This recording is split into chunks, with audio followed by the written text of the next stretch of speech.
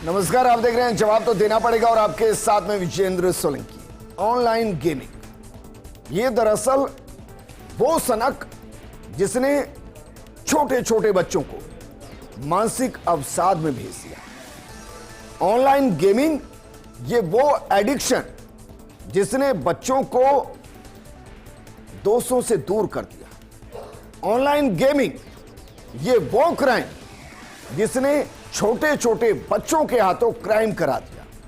और online gaming ये वो व्यापार जो देखते ही देखते 2 अरब के आसपास, 2 अरब करोड़ के आसपास पहुंच गया, 200 करोड़ के आसपास। और ये वो ऑनलाइन गेमिंग जिससे सरकार को भी 20,000 करोड़ के आसपास का ही फायदा हुआ। अब सोचिए जरा, सिर्फ एक डिजिटल गेम जो बच्चों के दिमाग से खेल रहा है, जो बच्चों को क्रिमिनल बना रहा है, जो इसी पैसे का इस्तेमाल इंटरनेशनल स्तर पर भारत के खिलाफ कॉन्स्पिरेसी में कर रहा है। क्या वाकई में ऐसे गेम का बंद होना, बैन होना जरूरी था? क्योंकि सिर्फ यह सोच लेना कि 10, 20, 50 रुपए लगाकर कोई करोड़पति हो सकता है, इस चक्कर में हिंदुस्तान के अंदर 50 करोड़ लोग, इस आंकड़े को गौर से समझिए, 50 करोड़ लोग ऑनलाइन गेमिंग से जुड़ गए। उन्होंने सब छोड़ दिया और इसमें बच्चे, जो नौजवान, सब शामिल। लेकिन अब सरकार ऑनलाइन गेमिंग बिल 2025 लेकर आई और यह बिल लोकसभा में पास हुआ।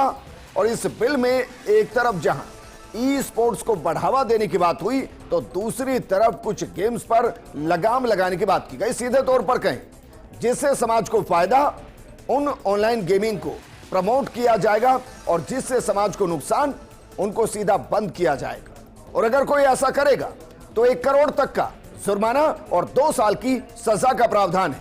क्या इस बिल को पास करने के बाद एक बड़ा बदलाव देखने को मिलेगा? सवाल हालांकि ये भी है, कितने महत्वपूर्ण बिल को बिना बहस के ही पारित किया गया। आज बात इसी मुद्दे पर कि जिन गेम के चक्कर में ना जाने कितनों की जिंदगी, कितने परिवार की खुशियां ओवर हो गई, क्या उसका गेम ओवर कर दिया गया?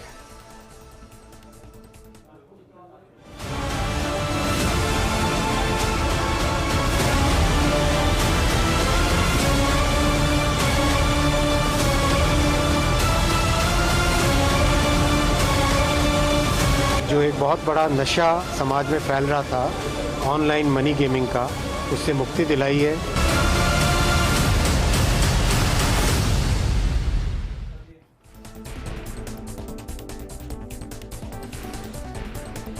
इस मुद्दे पर बात करने के लिए हमारे साथ मौजूद हैं बीजेपी नेता अटल खंडेलवाल जी, कांग्रेस नेता पंकज शर्मा जी, साथ में हमारे साथ मौजूद हैं विषय विशेषज्ञ सोनल अग्रवाल जी। बातचीत को आगे बढ़ाएं उससे पहले कुछ आंकड़े जो बहुत कुछ बयां करते हैं, उनमें ऑल इंडिया गेमिंग फेडरेशन के चीफ एग्जीक्यूटिव रोलैंड ने बताया कि यह सेक्टर अब 2 अरब रुपए से ज्यादा का हो चुका है। 2025 में इस सेक्टर को 31,000 करोड़ का रेवेन्यू हासिल हुआ और 20,000 करोड़ रुपए से प्रत्यक्ष और अप्रत्यक्ष सरकार को गए। लैंडर्स के मुताबिक पिछले वित्त वर्ष तक भारत में 50 करोड़ से ज्यादा लोगों ने ऑनलाइन गेमिंग सर्विस का इस्तेमाल किया। उनका कहना है कि इस बिल के कानून बनने से 400 से ज्यादा कंपनियां बंद हो सकती हैं और 2 लाख से ज्यादा नौकरियां जा सकती हैं। क्या वाकई में नौकरियों का सवाल है या कंपनियों के बंद होने का? सवाल दोनों ही नहीं है, क्योंकि जो कंपनियां एक ऐसा गेम बना सकती हैं जो समाज के लिए घातक, वो एक ऐसा गेम भी बना सकती हैं जो समाज के लिए अच्छा हो। शुरुआत सोनल आपके साथ, क्या वाकई में जो बिल आया और जो अब कानून बनेगा, आपको लगता है इसकी बहुत ज्यादा जरूरत थी? क्योंकि हमने छोटे छोटे बच्चों को इसमें फंसते हुए देखा है, उनको क्रिमिनल बनते हुए देखा है, लोगों को एक लत के जरिए लाखों रुपए गवाते देखा है और फिर सुसाइड करते हुए देखा है। एब्सोल्युटली, एडिक्शन या लत किसी भी तौर की अच्छी बात नहीं है हमारे समाज के लिए, ना हमारी पर्सनल लाइफ में, ना हमारे देश के लिए। तो ये बेसिकली बहुत ही ज़्यादा ज़रूरत थी इस बिल की, और मुझे लगता है बल्कि थोड़ा लेट आया है, लेकिन आया तो सही। एंड जी आपको लगता है कि इसको बहुत पहले आना चाहिए? बिल्कुल बिल्कुल बिल्कुल, क्योंकि हमने कई न्यूज़ ऐसे हमने देखी हैं जहाँ पर मतलब धीरे धीरे टाइम के साथ ये लत इतनी ज़्यादा बढ़ गई है कि समाज में एक होता है ना एडिक्शन, जब पूरा रूट जमा लेता है, तो जब तक कि हमने उसके रिजल्ट्स और एविडेंसेस हमने न्यूज़ चैनल्स और खबरों में नहीं देखा, तब तक शायद बहुत देर से जागी है, मुझे लगता है सरकार। लेकिन मैम ऐसा तो है नहीं कि भाई कानून नहीं था, जुए सट्टे जैसी गतिविधियां भारतीय न्याय संहिता 2023 और राज्यों के कानून में पूरे तरीके से प्रतिबंधित है। ऐसा थोड़ी ना कि पहले नहीं था। पहले भी नहीं था, लेकिन एक रेगुलेटेड फॉर्म की बहुत ज़्यादा ज़रूरत थी, जो कि अब इस बिल के साथ आया है। एंड हमारे समाज को बहुत ही एक नए सिरे से मानसिकता के लेवल पे काम करने की ज़रूरत है कि हमें इसकी ज़रूरत ही क्यों पड़ी। ठीक है पंकज, क्या कांग्रेस और अपोजिशन इस बिल का विरोध कर रहा है या इसके पूरे सपोर्ट में है कि भाई एक अच्छा कानून है, उसको बनना चाहिए? देखिए विजेंद्र जी, कांग्रेस कमिटेड है कि जो ऑनलाइन गेमिंग के नुकसान हैं उनको कहीं ना कहीं जो देश के युवा हैं उनको राहत मिलनी चाहिए। लेकिन सबसे बड़ी बात है जो आपने भी अपने ओपनिंग नोट में कही कि ये जो स्टेक होल्डर्स थे उनसे कहीं ना कहीं डिस्कशन होना चाहिए था, संसद में भी इस पर चर्चा होनी चाहिए थी और जॉइंट पार्लियामेंट कमेटी में जाना चाहिए था। जो संयुक्त संसदीय समिति है उसको इसमें बिल को रखा जाना चाहिए था, चर्चा तो होनी चाहिए थी। सबसे बड़ी बात है सरकार में किसी बिल पर चर्चा ही नहीं। मेरी बात सुनिए ना, देखिए क्यों जाए मैं बता देता हूं आपको। देखिए कई अमेंडमेंट ऐसे हैं जो सबसे बड़ी बात है कि केवल पूरी तरीके से बैन लगाना इसका एक रास्ता नहीं है, क्योंकि मैं अगर टेक्निकल पॉइंट ऑफ व्यू से बात की तो आज अगर आप भी जानते हैं विजेंद्र जी, गुजरात में हमने शराब बैन कर रखी है, बिहार में शराब बैन कर रही है, तो क्या वहाँ बिक नहीं रही है? बिक रही है, फिर भी वहाँ पे शराब की खपत हो रही है।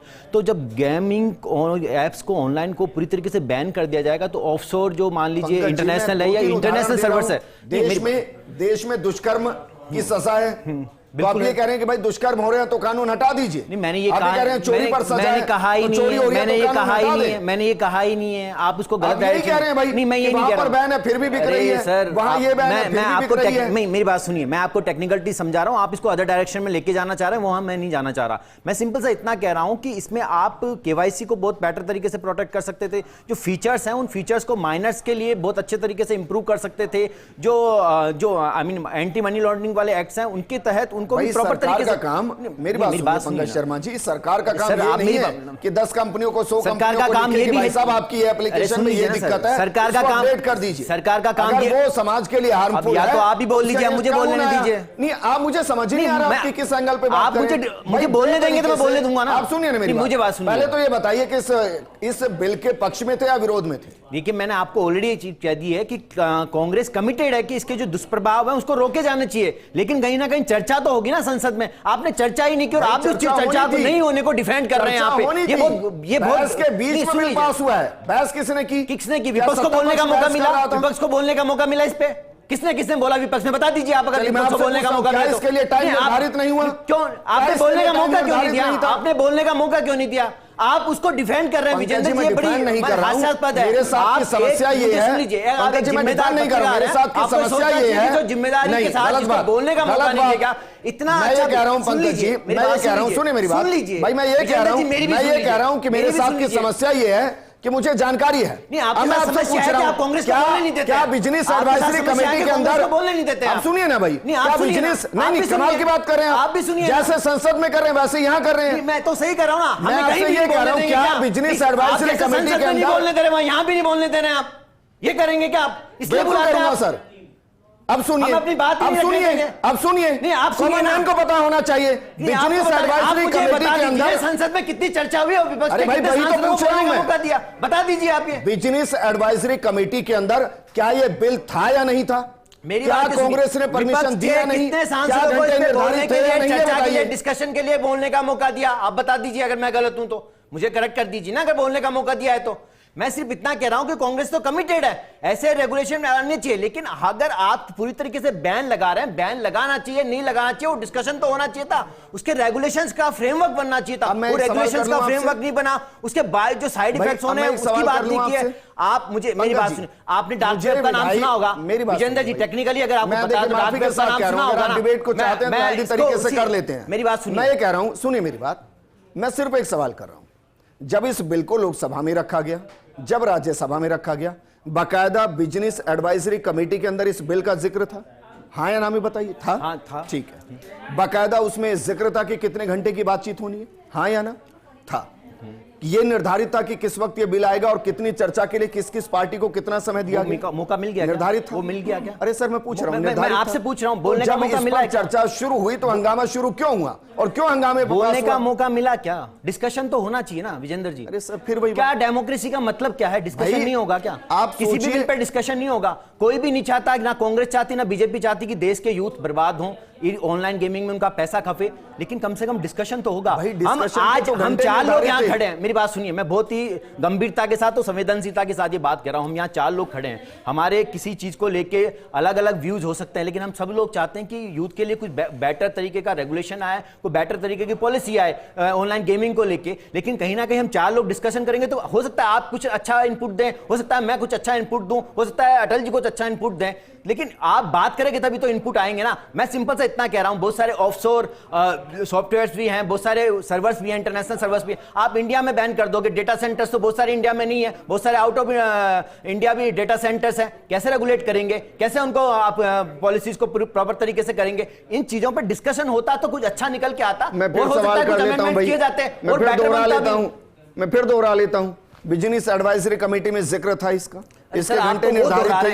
अरे सर घंटे निर्धारित बीजेपी कह रही है भाई, जब मैं कह रहा हूं कि आप इसको बिगर पर्सपेक्टिव कमाल कर रहे हैं सर, बिगर पर्सपेक्टिव में देखिए ना। बिगर पर्सपेक्टिव में अगर आप इसको देखेंगे तो इससे अगर कम्युनिकेशन होता, डिस्कशन होता तो कुछ कंक्लूड निकल के आता सोल्यूशन, वो नहीं निकला इस बिल में। मुझे लगता है कि चर्चा होनी चाहिए थी। जितने भी स्टेक होल्डर्स थे, इतने सारे इन्वेस्टर्स ने इन ऑनलाइन गेमिंग एप्स में इन्वेस्टमेंट किया हुआ है इंडिया में, उन इन्वेस्टर्स का क्या होगा? 2 लाख से ज्यादा लोग जो इनसे डायरेक्टली एसोसिएटेड थे जॉब्स में, उनका क्या होगा? और जिस तरीके से मैं तो मानता हूं कि केवाईसी हो या एएमएल हो या और तरीके से आंकड़ा नहीं सुना, प्रोटेक्ट करने की बात आपने सिर्फ मेरे ओपनिंग रिमार्क में, आपने मेरे ओपनिंग रिमार्क में सिर्फ वही सुना जो सुनना था।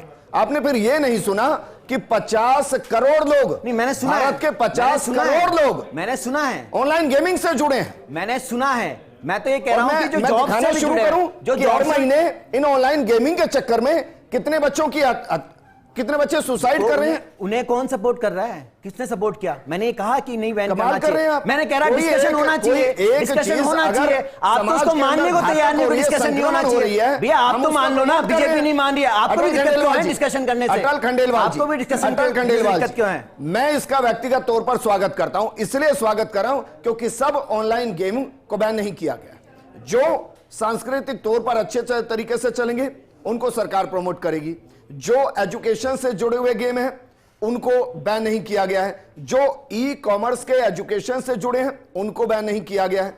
इसके अलावा जो सोसाइटी के वेलफेयर से जुड़े गेम्स हैं उनको भी बैन नहीं किया गया। पर मेरा सवाल यह कि अगर आप इनको प्रमोट करना चाहते हैं तो क्या एक अलग से फंड रेज होगा? क्योंकि कुछ स्टार्टअप्स अगर बंद होंगे उनको नुकसान होगा, तो उसकी भरपाई के लिए आप कहेंगे कि अगर आप इस तरीके से आप इस चीज को ध्यान में रखते हुए या इस एज ग्रुप को ध्यान में रखते हुए उसको एजुकेट करने के लिए अगर एप्लीकेशन क्रिएट करते हैं, गेम क्रिएट करते हैं, तो सरकार आपको फाइनेंशियली सपोर्ट करेगी। देखिए विजेंद्र जी, पहली बात तो जो ये बिल आया है, माननीय केंद्रीय मंत्री अश्विनी वैष्णव जी जो कि लोकसभा में इस बिल को लाए, ये बहुत बढ़िया है। और ये पहले समझने योग्य है कि बेसिकली ऑनलाइन गेमिंग कितने तरह की है। ये 3 तरह की है। एक तो जिसमें रियल मनी गेमिंग है, उसमें 70 से 80% तो वही है। फिर कैजुअल गेमिंग है और ई स्पोर्ट्स। अब उसके बाद क्या है, सुप्रीम कोर्ट के कई फैसले इस तरह के आए, उसको लेकर के भी एक इशू था। वरना तो ये अधिनियम आईटी अधिनियम 2023 के अंदर, जैसा आपने कहा, वो ऑलरेडी कवर्ड था, जिसमें कि आप मनी लॉन्ड्रिंग और जुआ वगैरह में पैसा नहीं लगा सकते। लेकिन उन्होंने इसमें फ़र्क क्या करने की कोशिश की कि स्किल फुल गेम और दूसरा है बाई चांस। तो बाई चांस या जिसे कहते हैं कि भाग्य के भरोसे, उस पर तो रोक लगा रखी थी। लेकिन ये उस बाई चांस को भी उस ऑनलाइन गेमिंग के थ्रू वो मनी किसी ना किसी तरीके से ले लेते थे और इन्वॉल्व कर लेते थे। अच्छा, एक और 50 करोड़ लोग जब एडिक्ट होंगे, एक्चुअली इन्वॉल्व होना अलग बात है, एडिक्शन होते हैं तो उनको सोचने का जो क्रम है, जो पॉजिटिव एक थिंकिंग है, वो लगभग आप मानिए कि वो रुकने जैसी सी होती है। इस कारण से एक होता है ना, अति सर्वत्र वर्जते, ये अति हो चुकी थी, इसीलिए, वरना तो ये राज्य के अधीन था, भी राज्य भी अपने हिसाब से अपने यहाँ पर किस तरीके से जो कानून बने उससे इसको रोकें। और जहाँ तक देखिए आज आईटी सेक्टर का सवाल है पंकज जी, मैं आपसे बता देता हूँ कि चाहे इंटरनेशनल सर्विस प्रोवाइडर हो या कहीं पर भी सर्वर हो, हमारे आईटी विशेषज्ञ इस तरह के जो आईएसपी द्वारा हम कहीं पर भी इस तरह की सर्विसेज को बैन कर सकते हैं, बस केवल हमारी चाह होनी चाहिए थी। अब आते हैं इसके पैसों के ऊपर। आप जो बोल रहे थे कि इसमें करीब करीब 2025 तक 1.7 to 2 अरब अमेरिकन डॉलर या फिर 15,000 करोड़ से लेकर 20,000 करोड़ तक इन्वॉल्व हैं। तो एक बहुत बड़ा पैसा इन्वॉल्व है। वो पैसों में 2-3 तरीके के विषय, चिंताओं के विषय, वो ये कि एक तो युवा है, वो बहुत छोटी सी उम्र में, जितनी सादगी से यहाँ समझा रहे हैं लोकसभा और राज्यसभा के अंदर, इतनी सादगी से इस पर बातचीत क्यों नहीं हुई? बिल्कुल विजेंद्र जी, देखिए राज्यसभा में और इनफैक्ट लोकसभा में इसके लिए आप ही ने कहा कि हमने बकायदा एक टाइम स्लॉट किया था, लेकिन आप जब केवल चोरी चोरी की बातें करेंगे, ईसी चोर, ये एजेंसी चोर, वो एजेंसी चोर, हंगामा करेंगे, तो वो समय निकल जाता। 120 घंटे, 127 घंटे जिसमें पूरा देश सब कंट्रीब्यूशन करते हैं उस पैसे को, और वहां पर मात्र 37 घंटे आप देखिए संसद के अंदर बात चली। 12 ही विधेयक आ पाए लोकसभा के अंदर और 15 विधेयक राज्यसभा के मैं एक बार के लिए मान लेता हूं, चलिए मान लिया मैंने कि भाई कांग्रेस और बाकियों ने इन्वॉल्वमेंट नहीं दिखाई। बहस के बीच में तो मुझे लगता नहीं कि शायद एनडीए ने भी किसी ने डिस्कस किया है क्या? नहीं, देखिए एनडीए, हम तो तैयारी के साथ थे कि इस विषय पर आप डिस्कस करो, लेकिन इनको इंपॉर्टेंस, अभी जो इनकी इंपॉर्टेंस है वो सारी की सारी बिहार चुनाव को लेकर के है। इनको कोई लेना देना नहीं कि ये इस तरीके की कोई भी बिल आए ना आए, विरोध करना इनका एक स्वभाव और मकसद बन गया है। इसका कारण है कि इनका जो सबसे ऊपर वाले नेता है उनका ही स्वभाव उस तरीके से। आप बताइए क्या संसद इसी तरीके से चलनी चाहिए थी क्या? हमारे साथ डॉक्टर अश्विनी कुमार शर्मा जी जुड़ गए हैं, पूर्व महानिदेशक हैं भारत सरकार के अंदर।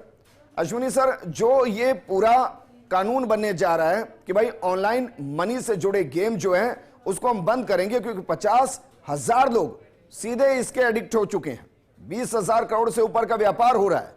आप इसको किस नजर से देख रहे हैं? देर आए दुरुस्त आए या बहुत ज्यादा बिगड़ने से पहले हम रोक रहे हैं? भाई मैं तो ये मानूंगा कि देर आए दुरुस्त आए, क्योंकि ये बिल्कुल सत्य है कि आज की तारीख में हमारी जो युवा पीढ़ी की पॉपुलेशन है वो वर्ल्ड में सबसे ज्यादा है, और ये बहुत इंपॉर्टेंट हो गया था। आपने ये न्यूज़पेपर देखा हो तो उसमें ये आया है कि कर्नाटका जैसे स्टेट में 30 दिन में 31 लोगों ने सुसाइड किया, और ये तो एक महीने का फिगर है। यदि आप देखें तो कम से कम, जैसा आपने फरमाया तभी मैं सुन रहा था कि 50 करोड़ इंडियंस इसमें कनेक्टेड हैं और कम से कम 20,000 करोड़ रुपए का पैसा इसमें लोगों को अटका हुआ है। तो डेफिनेटली ये बहुत ही बढ़िया और बहुत ही अच्छा सोच है भारत सरकार का। थोड़ा लेट हो गया आने में, इसको हम लाने में, परंतु सबसे इम्पोर्टेंट जो बात है कि जो आपका जो एक्ट आ गया है इसको अब हम कैसे मैनेज करेंगे, मॉनिटर करेंगे, वो सबसे इम्पोर्टेंट एक्टिविटी है। क्योंकि सरकार पॉलिसीज और एक्ट तो बना देती है, उसका इम्प्लीमेंटेशन होने में बहुत दिक्कतें आती है। क्योंकि जैसे हम बात कर रहे हैं कि हम लक बेस्ड और चांस बेस्ड 2 गेम्स को हम डिस्टिंग्विश करेंगे। अब इसके क्या पैरामीटर्स होंगे, किस तरह इसको मेजर किया जाएगा? हम कह रहे हैं हम स्किल बेस्ड गेम्स को प्रमोट करेंगे। स्किल बेस्ड गेम कौन कौन सी कैटेगरी के होंगे? क्या आप जो हम योगा करते हैं वो भी स्किल बेस्ड का है, नहीं है? इस तरह की कई तरह के प्रश्न हैं। सर मैं एक उदाहरण के तौर पर आपको बता रहा हूं, मैं उसका नाम नहीं लूंगा जो ऑनलाइन एप्लीकेशन है, बट आप सोचिए हर दिन उस पर आज की तारीख में स्पोर्ट्स के नाम पर, स्किल के नाम पर 1-1 करोड़ पार्टिसिपेशन है सर, 1-1 करोड़ पार्टिसिपेशन करोड़पति बनाने के लिए। अब मुझे समझ नहीं आता कि उसमें स्किल कैसे हो सकती है कि भाई फला खिलाड़ी चलेगा या वो खिलाड़ी चलेगा, ये कैसी स्किल हो सकती है? तो जो आपने कहा बिल्कुल वही मैं बात कह रहा हूं कि हमें बेसिकली पहली चीज तो ये है कि पब्लिक में अवेयरनेस लाना बहुत जरूरी है। क्योंकि भारत सरकार की जितनी भी या राज्य सरकार की जितनी भी एक्टिविटीज इनिशिएट होती है, उनका सबसे बड़ा जो ड्रॉबैक होता है कि हम कैपेसिटी बिल्डिंग पे बहुत कम कंसंट्रेशन करते हैं, हम पब्लिसिटी में ज्यादा करते हैं। उसकी फीता काट दिया, उसकी फोटो खिंचवा दी, ये कर दिया। तो कहीं ना कहीं पब्लिक में अवेयरनेस लाना जरूरी है, बच्चों में अवेयरनेस लाना जरूरी है। और पेरेंट्स की कैपेसिटी बिल्डिंग बहुत जरूरी है। दूसरा ये कि हमारे जो सिक्योरिटी पैरामीटर्स हैं, नेटवर्क्स हैं, जैसा कि अभी कांग्रेस के प्रवक्ता ने जो बोला था अभी, वो बिल्कुल सही बोला कि यदि हम इंडिया में कंट्रोल भी कर लेंगे तो वीपीएन के थ्रू और जो वर्ल्ड में ग्लोबल जो सर्वर्स हैं उनको यूज करके भी लोग खेलेंगे, जिसको लत पड़ गई है, आप उसका क्या करेंगे? सर, मैं आपकी सवाल का जवाब बस इस तरीके से दे सकता हूं कि एक दौर था जब टिकटॉक नाम की एक एप्लीकेशन, चाइनीज एप्लीकेशन थी, और उसके साथ भारत के अंदर जो यूथ थे वो 35 करोड़ जुड़े हुए थे। सर, टिकटॉक को भारत में बैन किया गया। आज की तारीख में शायद कोई 500,000 लोग अगर हों जो वीपीएन का इस्तेमाल करके यूज कर रहे हो, बाकी कोई नहीं है सर, क्योंकि सबको टेक्निकली जानकारी नहीं है। नहीं, आप जो कह रहे हैं बिल्कुल सही कर। मेरा इसमें एक ये और था कि जैसे आपने देखा ऑस्ट्रेलिया ने सोशल मीडिया पे एज लिमिट डिफाइन कर दी 16 साल की। क्या भारत में भी इस एक्ट के अंदर ये कहा जा सकता है कि 21 साल या 18 साल जो भी एक सरकार निर्णय लेती है उससे नीचे तो पनिशमेंट मैंडेट होना चाहिए, उसमें कोई कोर्ट में जाने की गुंजाइश भी नहीं होनी चाहिए। अभी क्या होगा, लोग इसमें कोर्ट में चले जाएंगे, कोर्ट में केस चलते रहेंगे। ठीक है सर, माफी के साथ मैं आपको रोक रहा हूं। इस वक्त गेम ओवर की क्या वाकई में इसमें कुछ संशोधन की जरूरत है, या ठीक है जो कानून बन चुका है उसको एक बार एग्जीक्यूट किया जाए और उसके बाद धीरे धीरे अगर कुछ और समस्या है तो उसमें संशोधन कर लिया जाए? पंकज, आप कुछ कह रहे थे। कि जैसे भाजपा के प्रवक्ता ने कहा कि आईएसपी सर्वर्स बैन कर देंगे, वो हो जाएगा। देखिए, वीपीएन से भी आप एक्सेस कर सकते हो, और इंडिया में और बहुत सारी साइट्स बैन है। मैं कुछ साइट्स का नाम नहीं लेना चाहता, लेकिन वो लोग एक्सेस कर रहे हैं। तो कहने का मतलब ये कि आप लेकर आए वो ठीक है, लेकिन उसको और बेटर बनाया जा सकता था। एक अच्छा रेगुलेटरी फ्रेमवर्क बनाते आप, और उस तरीके से जो एक गेमिंग की डेफिनेशन जो आप जिस तरीके से रियल टाइम गेमिंग की हो या ई स्पोर्ट्स वगैरह को, इनका सबका एक डिफरेंस, एक डेफिनेशन आपको क्रिएट करनी चाहिए। दूसरा, आप एज रेस्ट्रिक्शन की बात कर रहे हो, जो एज वेरिफिकेशन की बात है, या आप एज लिमिट लगा सकते थे, आप जो मनी स्पेंडिंग लिमिट है वो अपन लगा सकते थे उसमें, और वो सारे फीचर्स आप उनको सजेस्ट कर सकते थे। उसके अलावा मुझे लगता है कि जो एक क्योंकि क्रिप्टो करेंसी भी इंडिया में अभी वैलिडेट कर दिया, क्योंकि आप टैक्सेस ले रहे हैं, तो वो भी, उस पर भी बहुत सारे कंट्रीज में पहले बैन था, अभी इंडिया में भी आप लोगों ने उसको रेगुलेट कर दिया। और देखिए, जो गेमिंग एप्स है, जैसे यूके हो, माल्टा हो, सिंगापुर हो, ऑस्ट्रेलिया हो, यहाँ पे गेमिंग एक्ट्स के लिए अच्छे एक्ट्स बने हुए हैं, उनको रेगुलेटरी फ्रेमवर्क बनाओ। थोड़ा स्टडी करना चाहिए था, थोड़ा डिस्कशन करना चाहिए था। मुझे लगता है कि एक कंक्रीट अच्छा सॉल्यूशन निकल के आता। कोई भी नहीं चाहता कि ऐसा बिल नहीं आता, सब चाहते थे कि ऐसा बिल आए और जो यूथ है उनको सिक्योर किया जाए, सेफ्टी सिक्योर किया जाए, यूजर की सेफ्टी की जाए, लेकिन कहीं ना कहीं डिस्कशन होना चाहिए। क्या इसका पंकज ड्राफ्ट है? क्या मेरे पास नहीं है, क्योंकि मैं इससे सिर्फ बुलेट पॉइंट्स ही पढ़ पाया। नहीं, देखिए, मैंने भी बुलेट पॉइंट्स पढ़े हैं, पूरा ड्राफ्ट मैंने नहीं पढ़ा, लेकिन मुझे ये लगता है कि उस पर डिस्कशन किया जाना चाहिए, क्योंकि जो पॉइंट्स मैंने डिस्कशन किया है वो ही लैग कर रहे हैं। क्लोज करना है। सुनो, देखिए, यहाँ पर हमारे जो प्रतिनिधि हैं पॉलिटिकल पार्टीज़ के, बीजेपी एंड कांग्रेस के, इनका अपनी अपनी जगह कहना ठीक है, लेकिन अगर हम इसको एक सामाजिक और हमारे देश के भविष्य के ऊपर अगर रख कर देखें तो इसमें क्या बुराई है? क्योंकि ये सिर्फ एक टेक्नोलॉजी को रोक रहा है, या फिर एक गलत उसके प्रभाव को रोक रहा है, ना कि किसी इन्वेस्टर को, ना कि यूथ को। हम अब अपने परिवार में भी, अपने घर पे भी कोई गलत चीज़ हो रही होती है, हम उसे रोकते हैं, तो वैसे ही हमारी सरकार कर रही है, राइट? और इसका नाम भी promotion and regulation of online gaming bill रखा गया है, ना कि सीधे बैन करने का, राइट? तो इसमें बहुत सारे डीप डिस्कशन जो कि होते रहेंगे। सिर्फ पैसा सिर्फ लत के जरिए कमाया जाए, अच्छी एजुकेशन के जरिए भी हो सकता है। करेक्ट, और ये बहुत जरूरी है, बिकॉज हमारे लिए हमारे देश का भविष्य ही सर्वप्रिय रहेगा हमेशा, चाहे वो हमारे बच्चे और यूथ। इनफैक्ट हम अभी, जैसा कि डॉक्टर अश्विनी ने बोला कि वो पूरे देश का ठीक है, मैं इसको एक उदाहरण के साथ, अश्विनी सर, एक सवाल मैं आपसे कर रहा हूं भाई, कौन बनेगा करोड़पति एक प्रोग्राम आता है, वो पूरे तरीके से स्किल्ड और इंफॉर्मेशन बेस्ड है। आप लाइए ना प्रोग्राम इस तरीके से, कौन मना कर रहा है? जहां अगर कॉमन मैन अपने स्किल और इंफॉर्मेशन और नॉलेज का इस्तेमाल करते हुए अगर पैसा कमा सकता है तो बनाइए आप ऐसा, कोई नहीं रोकेगा। मैं गलत तो नहीं कह रहा सर? नहीं, बिल्कुल सही कह रहे हैं आप। इस तरह के ही प्रोग्राम चाहिए जो हमारे इंडियन नॉलेज सिस्टम को बढ़ावा दें या हमारी स्किल को अपग्रेड करें, ये इंपॉर्टेंट है। और ये बिल्कुल सही है कि इस बिल का आना बहुत जरूरी था। तो आने वाले समय में, अभी तो 40 करोड़ लोग इसमें, 50 करोड़ लोग इन्वॉल्व हैं, हो सकता है कि 100 करोड़ से ऊपर ये डेटा चला जाए। ठीक, अटल जी फाइनल कमेंट। क्या इसको एक बार मैं समझिए चीज को कि भाई क्या इसको पब्लिक डोमेन में इस तरीके से पार्टी लेकर आएगी? क्योंकि हो सकता है आपके लिए हो कि भाई कॉमन मैन से जुड़ा नहीं है, लेकिन 50 करोड़ देश की आबादी जुड़ जाए तो मान लीजिए हर दूसरे आदमी से जुड़ा हुआ मामला है। देखिए, क्या इसको लेकर व्यापक स्तर पर प्रेस कॉन्फ्रेंस होंगी या बाकी चीजें होंगी जहां सबको बताया जाए कि भाई देखिए हम ये कर रहे हैं? बिल्कुल, ये सब तो होगा ही। दूसरा एक मैं बहुत इम्पॉर्टेंट बता दूं कि ऑनलाइन गेमिंग एप्स में मनी जो है, भले वो स्किल हो चांस हो, पहले इसमें अंतर था कि स्किल बेस पर वो पैसे लगा सकता था और चांस पे नहीं। अभी मनी अगर लगता है ऑनलाइन गेमिंग पे, उसको ही स्टॉप करने की बात की गई है। और बाकी कैजुअल गेम्स है और दूसरे गेम्स है, वो तो चलते रहे। सोशल गेम्स है, ई स्पोर्ट्स है, उनको बढ़ावा मिलेगा, सोचने का मौका मिलेगा और बढ़ाया जाएगा। और डिवाइसेस और जो सर्वर्स की बात है, वो सब देखो, क्रिप्टो करेंसी के भी बहुत सारे बैन हुए। अभी बियांस एक बहुत बड़ा सर्वर था, बैन है ना इंडिया में। इस तरीके से अब हम लोग पॉजिटिव सोचेंगे तो चीजें होंगी और लोगों के साथ जाकर के और इसके बारे में और फॉर्मेटिंग की जा सकती है। इसमें कुछ कमी बेसी होगी, उसको भी हम सुधारेंगे। चलिए, शुक्रिया सभी का हमारे साथ जुड़ने के लिए। अटल जी शुक्रिया, पंकज जी, अश्विनी जी आपका बहुत शुक्रिया, सोनल आपका शुक्रिया। हर एक परिवर्तन कुछ सवालों को जन्म देता है, लेकिन अगर परिवर्तन सोसाइटी के भले के लिए है तो कुछ सवालों के जवाब भविष्य के अंदर भी मिल सकते हैं। फिलहाल जरूरी है कि एक जो संक्रमण का रूप ले रहा था उसको तत्काल प्रभाव से रोका जाए, और हम मानकर चल रहे हैं कि ऑनलाइन जो बैटिंग गेम्स है उसको बैन करना आपके यूथ और यंगस्टर्स के लिए एक बेहतरीन विकल्प है, क्योंकि आप सोचो बौद्धिक स्तर पर भी खत्म हो रहे थे, यहां तक कि वो अवसाद में जाकर सुसाइड कर रहे थे। इस प्रोग्राम में फिलहाल इतना ही। नमस्कार।